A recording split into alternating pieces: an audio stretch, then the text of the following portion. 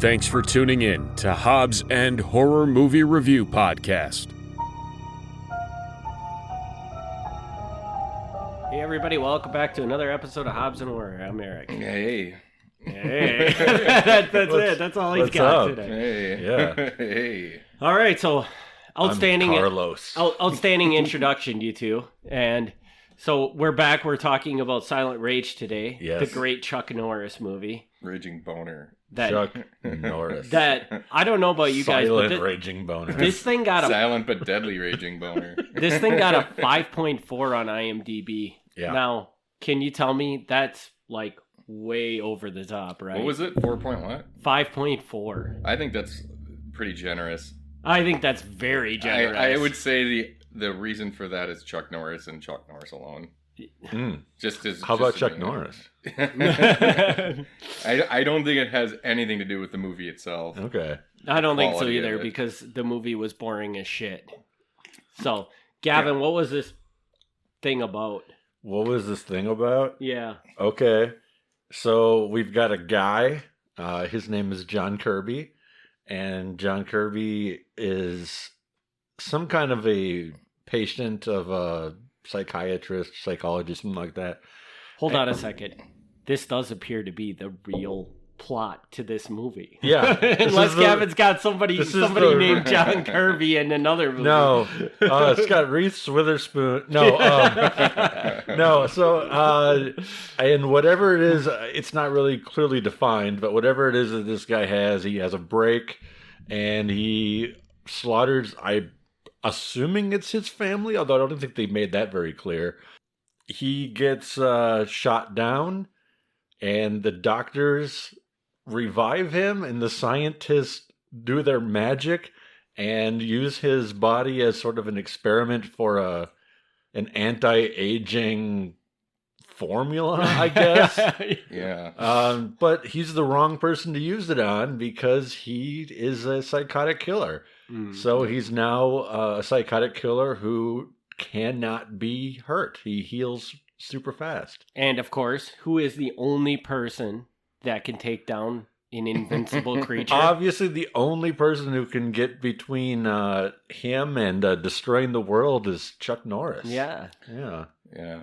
So, I mean, can we dive in right away to the fact that they decided to use a literal axe murderer for their experiment on giving someone superhuman powers? Seems like a reasonable choice, right? Yeah, I mean, you could have picked somebody who was like, I mean, what about the people that he was? Well, I guess they were already dead. I mean, I'm sure there's a lot of cancer patients that were on death's bed that would happily give themselves up for the chance to live longer and be healed. But this is the thing though. Like, it reminds me of RoboCop 2. RoboCop 2? Yeah, RoboCop 2. They do the same thing in RoboCop 2. Is that the one where he flies? I think maybe. I don't know.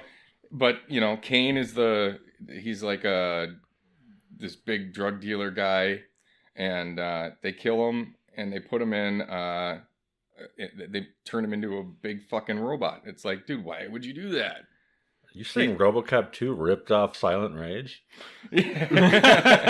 Yeah, probably. Yeah. But it wasn't nearly as good because it didn't have Chuck Norris. Yeah.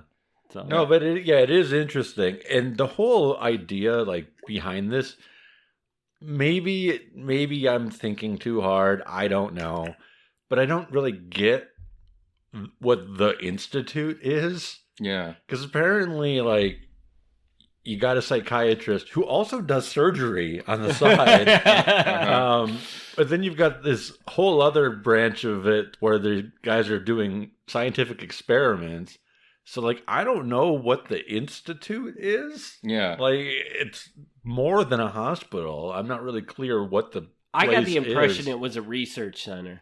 Yeah. And that's kind of what they did. I don't know why they took this guy. Well, I guess because he came from that hospital. Is that why they took him back there? I don't know. It's weird. It doesn't all kind of click to me. I will say this. The material, the plot, I don't hate it. And I think if you gave You don't like it, though, right? It has its problems. It has its problems. But like, if you gave this material to like David Cronenberg comes to mind immediately for me. Yeah. Because he is a guy who is really good at doing medical, surgical, body manipulation type stuff. He could have made something really cool out of this guy getting like rebuilt through medicine and stuff. Unfortunately, the guy who did direct this movie did it in about the most boring way possible. Yeah. Right. Yeah, I would agree with all of that. I mean, they came up with kind of a creative plot for it, but in the end, all it was Chuck Norris kicking ass. You know, like they didn't develop anything story-wise or anything like that. I mean, I love the scenes with Chuck Norris and his love interest. I will say that. Yeah. I mean, like just him just like sitting on her desk and leaning over and. You know, and just the weird postures that at certain points where somebody walks in the room and Chuck Norris is just there flaunting his body, like why is he standing like that? That woman didn't even stand a chance. No, and it's a bad relationship too. Like, let's be clear, it's romantic, but it's not a good relationship. What did you think about the relationship specifically? Well, she is not stable. There's something not right about her. Yeah. Her flip-flopping back and forth between I want to be with you, I don't ever want to see you again. Like, I mean, I get it. Like, it's the 80s. That's the, that's kind of bad writing. That's kind of what you do. But that doesn't make her look like the person you want to be in a serious relationship with. And then I don't know, again, maybe I missed it. Yeah. But they had some kind of a break 5 or 6 years prior, and I don't think it's ever explained why. Yeah, that's true. That is true. And I want to know what happened. Like, was he banging her sister? Right. So something because obviously she was like, I don't want anything to do with him. And then 6 years later, Yeah, I was left with the impression that he somehow screwed it up. And then he came back and he just like gave her the Chuck Norris smile. She's like, okay, we're cool. But I don't know. I don't know what happened. Yeah, we never got to... and then on top of that all is you have to look at it from the perspective that, so he walks into this research center and sees her, right? And they know each other. Well, I get the impression from this movie that whatever town they're in is not very big because it's like him and the fat guy.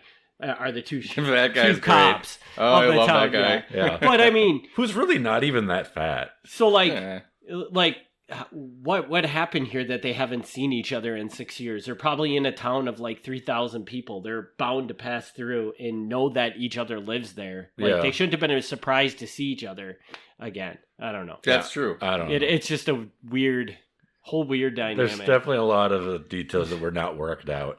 Yeah. But that fat dude though, like I don't think it's that he's really that fat. It's his face. He has the fat. He's a teddy bear. Yeah, he's like that. He's got the curly hair. Yeah, it's just like, Well, and Jason, I think and they made him stupid. Yeah, yeah. Like I feel bad because dude, he's not much bigger than I am, Right. He's not really fat. He's just a bigger guy. Yeah. And it's like they have him ordering 2 entire hamburger meals. Yeah. Picking off of Chuck Norris's meal on top of that. And then he says things that are like really dumb. Like he's not completely stupid, but he's just kind of like oblivious all the time. Yeah, so they gave him a badge. Yeah, but it's like I get it. I understand how movies work. I know he's the comic relief. I get it. But he's like the Deputy Dewey in this movie. But I still feel bad for the guy. Like they did him so dirty. I agree. and Jason, you totally missed when he died. Mm-hmm. Just the awkward because Chuck Norris goes up and holds him as he's dying and stuff, and I'm sitting there watching this, and I'm like, are they gonna make out before he dies, or because it was just totally awkward? Yeah. So I think Chuck Norris loved the guy. Yeah, they were very close. Yeah, even though he almost shot him. Yeah, that happens. Yeah, I mean, when you give a guy who's semi, mentally disabled a gun. You give a guy like that a badge, it's bound to happen at least once. I'm curious. Have you guys seen a lot of Chuck Norris movies in your life? I wouldn't say I've seen a lot, but actually, I've seen a handful. I would also not say I've seen a lot. Because I would rate the fight scenes in this to be rather cheesy. Mm-hmm. Is that just a Chuck Norris thing, or did Chuck Norris get better over the years that the fight scenes weren't so cheesy in other movies he made? They're pretty similar to this, I think. Yeah. Are they really? Yeah, they're not that good. Yeah. It's not like watching like a Korean movie or something where, Yeah. No, I would generally agree with that. I think, again, a very limited sample I'm working from, but I think I've seen him better, but he's not necessarily like a great martial artist. Yeah. And the thing is it's not so much his lack of talent, it's also the movie. The director, Yeah, right. And that's why I was wondering was like, did they not have the budget to bring in the proper people to make good fight scenes, or is that just kind of Chuck Norris's what he does? And this movie is like weird in that way because like it was made by Columbia, which is a legit studio, like a major studio. So, but through a lot of his career, like he worked with Canon and don't get me wrong, I love Canon. Yeah. But they're not a big budget studio. They just churned out action movies. Yep. So like it's weird that this is like they finally had a budget and it still came across as cheap as it did. Yeah. Man. But I mean, maybe they were trying to keep it true to the Chuck Norris image. Maybe. I don't know. Oh, and I was wrong last week when I mentioned Delta Force 2, that the creepy dude. Okay. He's actually Delta Force 2. Delta Force 2. Yeah, which is awesome. I think that's what you said last week too. Did I? I thought you mentioned Delta Force, and I was like, I had seen Delta Force. I don't know that I saw Delta Force 2. That might be one of those like Terminator 2 things where it's even better than the first one. Okay. Delta Force was fine. It wasn't great. You mentioned we were talking about, because there's another Chuck Norris movie I want to slip in here at some point. Yeah. Not for a while. And I think one Chuck Norris movie a year is probably good. But that's too bad. But then you mentioned another Chuck Norris movie that I forgot existed that I may have to slip in. So there may be 3, and that's Hellbound. Yeah. Because I forgot. I thought for some reason I read somewhere that this was the first or only like sci-fi flick that Chuck Norris ever did. But Hellbound, he actually fights the devil in. And so that's more of actually a horror movie. It's what we should have watched. and I completely forgot about that movie, which is weird because I owned that movie growing up and watched it a million times. And I don't remember much of it. Is it any good? Probably not, right? Probably not. Okay. I mean, we're talking, I was probably 13. Okay. But I do remember what the devil guy looks like, and he looked like a pretty cool devil. Why can't we just watch a bunch of Chuck Norris? We can. I just didn't know if I wanted to put you guys through that. Should we just change the name of this podcast to the Chuck Norris podcast, and we'll just watch all Chuck Norris? Feels like that's got to have been done. But if I get a 2-hour nap on Sunday every week, I'm cool with that. Yeah. So if we watch all Chuck Norris movies, I'll just curl up, fall asleep, and you guys can watch it. There's got to be a Chuck Norris podcast. Yeah. I mean, this movie does lend itself really well to a nap because, like there's so many scenes that like where they're trying to build tension. Yeah. But it's just not. It's too like slow moving to build any suspension. Yeah, I was trying to think of a clever way to not say the exact same thing we said last time. But like this is proving that point, the difference between a slow burn and being boring. Yes. Because it's really bad when the killer stalking people is the boring part of the movie. Like, that's when it's supposed to pick up and be exciting. But it's just like, okay, we've lingered on this person standing in a hallway for a while.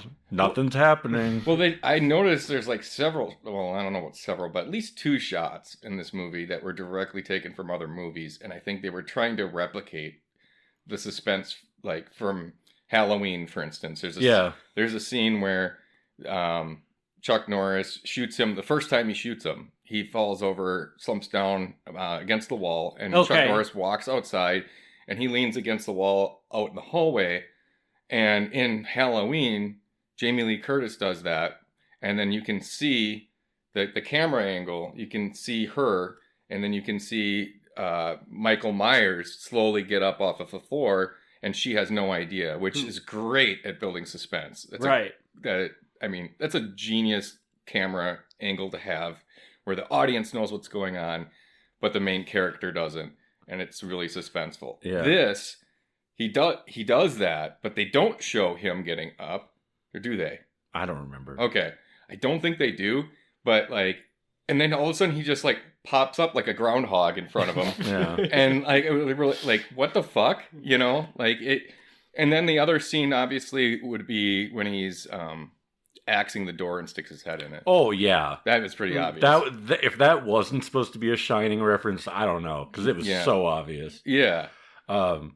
I had to say two things in response to what you're saying here. Mm-hmm. So, first of all, I'm going to give them credit for the camera work, despite every other thing that I could say is bad. Yeah. Really? They did a lot of shots in this movie where the camera's moving around, peeking in windows and going around corners, and I thought it worked really well. I thought it was great.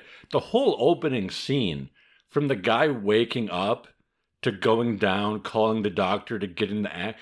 I don't know if you've noticed, that whole thing is one shot. No, I didn't. From him waking up until the time he starts axing people, they never cut the camera. But they move it from him to I don't know if it's his wife, his housekeeper, what she is, to her, to the children playing in the yard. It keeps moving around throughout the whole scene. Huh. I thought that was really well done. There are other parts when it's dark out and it's looking in the windows and you see the psychiatrist going to get a beer or something. But we're watching it from outside the window. I was like, this is well done. This is how a slasher movie should be filmed. It's really well done. But then the funny thing is, when the movie came out, people called it Chuck Norris versus Micheal Myers. That's what they called it. Well, there's scenes where they Halloween had many scenes, many shots where it was from it was supposed to be from the killer's viewpoint. Yeah. Where the way the camera moved and everything, you're supposed to think this is seeing through the eyes of Micheal Myers. And they did this in this movie several times. Yeah. But I get the comparison, obviously, because it's a guy who, no matter how many times you shoot him, he doesn't stop. That too. But it's funny because the director freaking hates that. He went on record. I was doing it because the movie's so boring. I was reading about it while I was watching it. And he's I never intended this to be a slasher movie. I still don't think it's a slasher movie. He goes, I always saw it as a modern telling of Frankenstein, and it was Chuck Norris versus Frankenstein's monster. And I get where the director's coming from, and it's his movie, but he's wrong. Well, this is as much of a Frankenstein story as Micheal Myers is a Frankenstein story. Yeah. If all it takes is to have something that well, first of all, Frankenstein was created out of parts of many different people. This is just injecting somebody with something and suddenly they're got superpowers. Mm-hmm. It's not you're creating anything. You're just keeping something that was dying alive and giving it more power. So I don't see the comparison. Yeah, but he took issue with people calling it a slasher movie. But to me, it's not. There's parts of it that are clearly not a slasher movie. But the way the killer acts is definitely a slasher movie. The first kill we see, he's killing somebody with a fucking axe. Yeah, he's like a family annihilator. Yeah. So I don't know. If that's how the way the director feels about it, I don't want to be disrespectful to him, but he's wrong. Yeah. You can say you made the movie however you would say you made the movie, but we watched it. That's not what you made. Yeah. That's a good point. But if you take the horror element out of it, maybe that's why he's saying that, is because I didn't intend this to be a horror movie, and all the horror fans are watching it and saying, well, you did a terrible job making a horror movie. Yeah. And to me, it's not. It's got touches of horror into it, but it's mostly just a bad Chuck Norris action movie. just with horror elements dabbled in. I mean, I think it's a horror movie. I don't think that you could say it's not. I mean, I would lean, if it wasn't for the way that it was shot in certain scenes and so reminiscent of like Halloween and some of these, like, I would say it's sci-fi. But I mean, but they really don't focus on that much. Right. And they don't do a good job with any of the sci-fi elements of it. That's why I say it's an action movie with that dabbled into into the script to maybe draw a couple extra viewers. Yeah, they could have built up the sci-fi by at least like showing us a lab where they've been working on rabbits or something. Mm-hmm. But I don't think we even, again, maybe I was asleep, but I don't think they even like show us like that they've been working on this project until he's like coming back to life. And they're like, oh, by the way, we've got this serum that brings people back and heals their wounds. Like, really? Where did this come from? Yeah, and you, if it was a sci-fi movie, you would have had some sort of backstory. Yeah, and you'd have you would have something to explain. Hell, I mean, what is it? Jason in Space? They did a better job of explaining like why they were doing the things they were doing than they did in this movie. You would see like some of their failed experiments. Yeah, like you'd see maybe a guy that's like kind of like half stroked out on a table or something, and just like like some limbs are moving and some of them aren't or whatever. And like just things like that would have, then now it's more, but there was no balance there between the sci-fi and the action, like I feel like it was more heavily just action, but they didn't do a very good job with the action either. So. But is that, I don't know. See, I watched it and I just thought that that's the way a Chuck Norris movie was. And people in the 80s loved it, but it's just not very good. Maybe. I don't know. Yeah. Chuck Norris. I mean, I enjoyed the scenes that weren't the action or suspense stuff, just the fucking around with Chuck Norris and his girlfriend. Yeah. I enjoyed that more than anything else in the movie. That was probably the best part of the movie. You like them on like the hammock just being like... Yeah, just the ridiculous... trying to reach the apple and knocking it over. I mean, just that whole montage scene with him and this girl was just great. Like that made it for me. Like, honestly, like, if it wasn't for that, I probably would have fallen asleep. Yeah. I like that the doctor comes home and he's got a girlfriend or wife, whatever she is, and she's like doing some crazy abstract painting. And then shortly thereafter... Marge's nipple. Yeah. Then like the guy shows up and starts killing them. And it's like weird. Like you've introduced this wife-girlfriend character for no purpose whatsoever. Yeah. Well, to kill her. To kill her. Like whether she's a painter or whether she's got dinner ready, none of this matters. Like trying to turn her into a character is so pointless. I did really enjoy the scene with her though, after when she finds the dead body and then she turns around and sees her boyfriend or whatever, and she's sitting there and she's like, and like she's stuck between them, so she can't like go out the door because her boyfriend is nailed to the door. That's the other girl.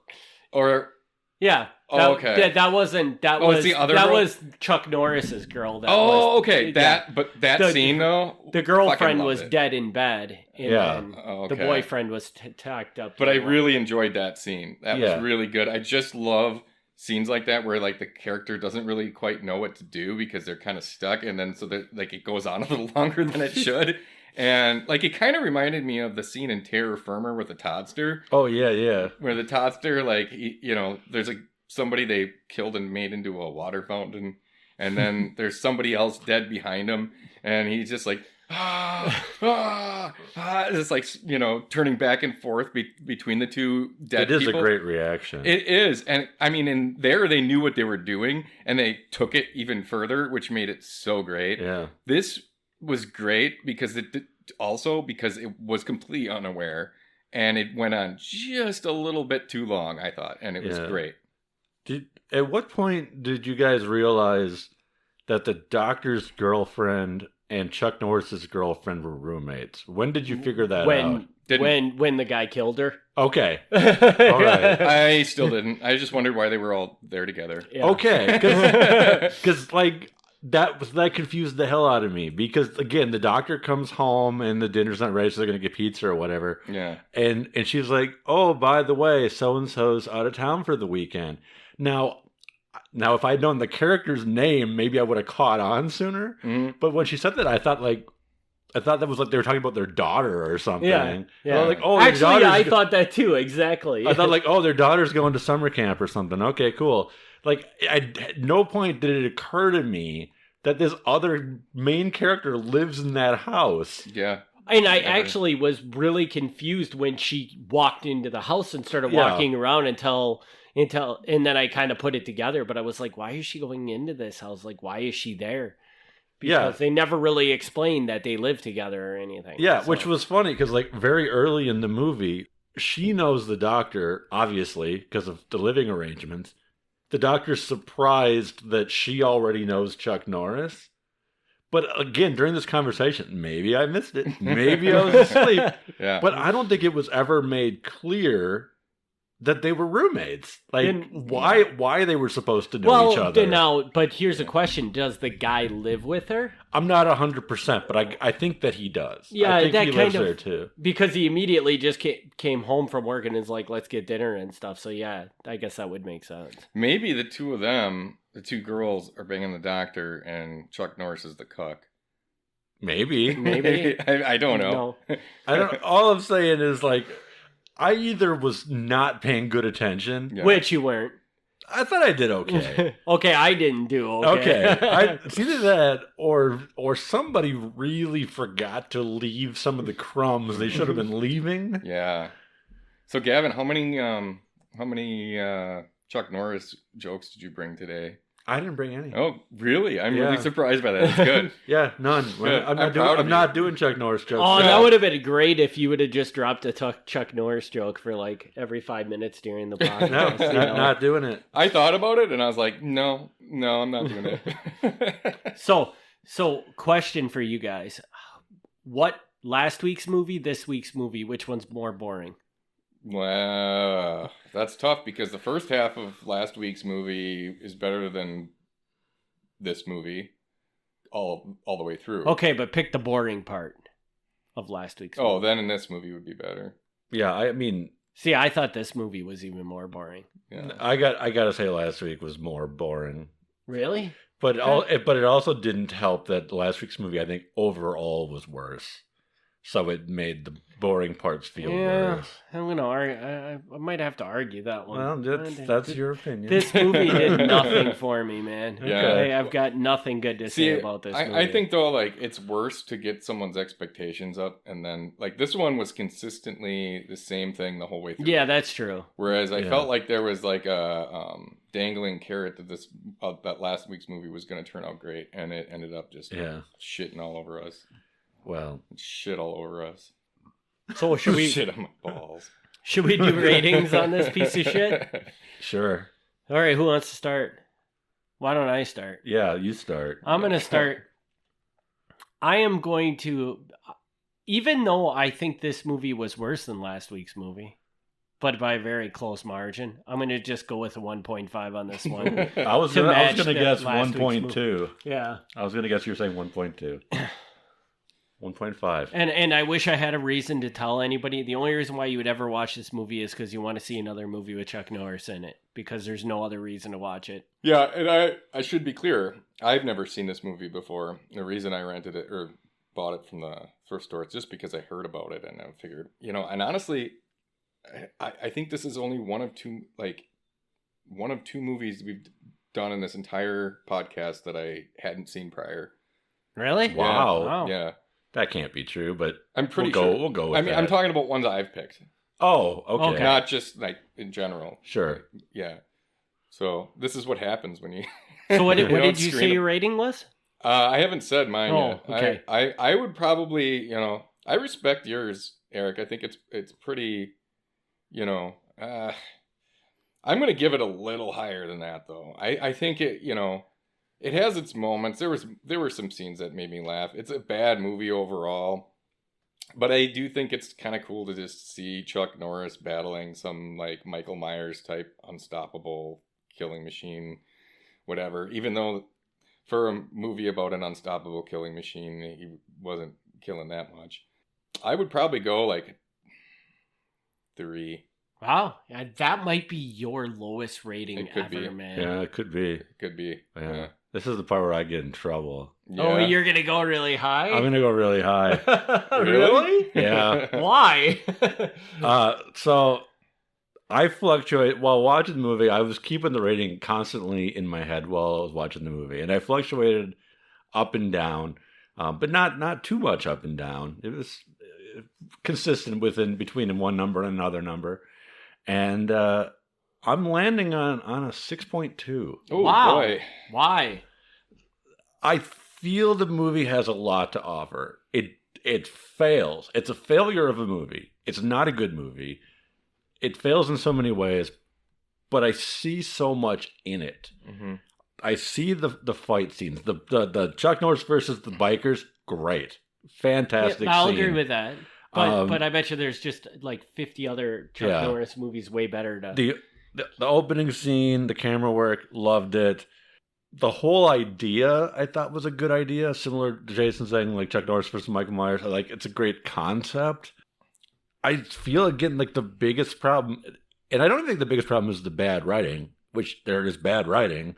I think the biggest problem, as I will say, this probably, again, like the 50th time I'm going to say this, I think the editing is poor. I think the second half of the movie moves at a slower pace than it needs to. And if you just picked up the pace a little bit, it could go from being a so-so movie to a really good movie. Not a great movie, but a really good movie. Really? Just by moving a bit more.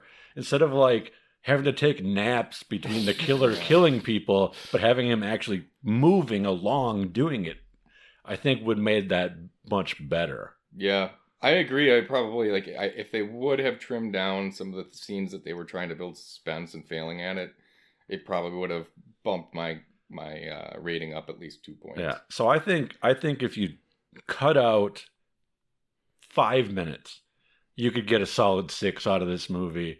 And I think if you did a little more modifying on the script, you got a 7 out of this movie. Ooh, really? So I'm saying 6.2, and I know I'm being generous because I'm judging it as the movie that it's not, but I'm judging it as what I feel it could have been.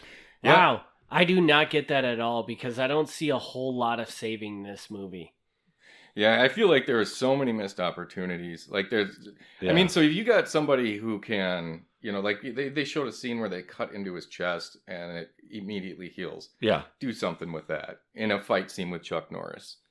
Have it so like he chops his arm off and the guy sticks his arm back on and it just goes back. Yeah, sure. And something where it just, and obviously, it's his 80s. They can't do a lot where it's like on screen repairing itself, where it's gonna, like, if it's on his face or something, it's not gonna work.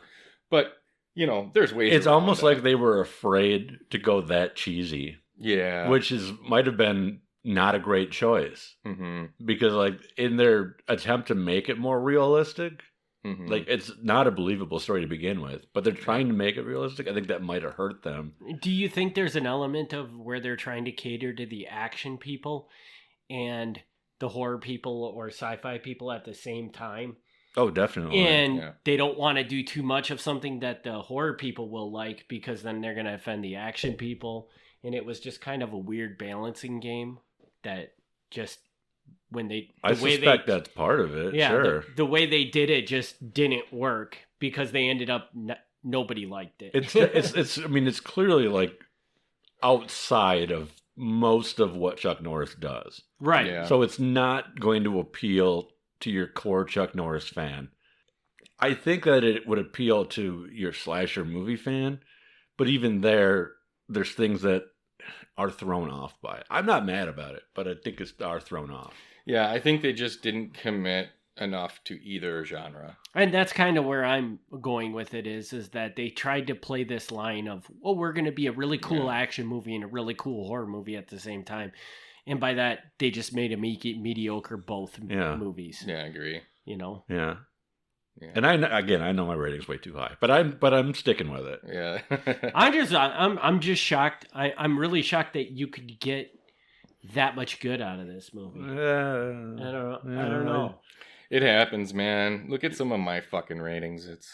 They're all over the place. Yeah, I can't really justify it, but I definitely wouldn't go below a 5. I'll say that much. I will tell you one thing, that I would rewatch this movie. Well, I would rewatch the first 5 minutes of this movie because I want to see the camera. Yeah.